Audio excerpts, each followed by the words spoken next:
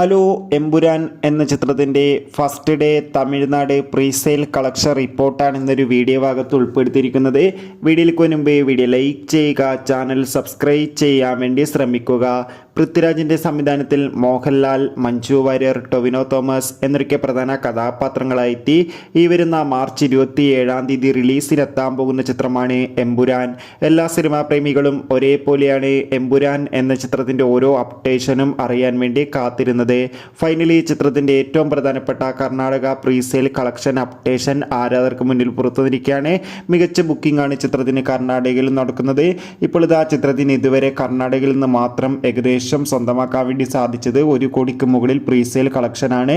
എന്തായാലും കാത്തിരിക്കാം കൂടുതൽ ഒഫീഷ്യൽ കളക്ഷൻ റിപ്പോർട്ടിനായി. എമ്പുരാൻ എന്ന ചിത്രത്തിന് വേണ്ടി എത്ര പേര് കാത്തിരിക്കുന്നു കമൻറ്റ് ചെയ്യൂ. അടുത്തൊരു വീഡിയോയിൽ കാണുമ്പോൾ എവർക്കും ബൈ.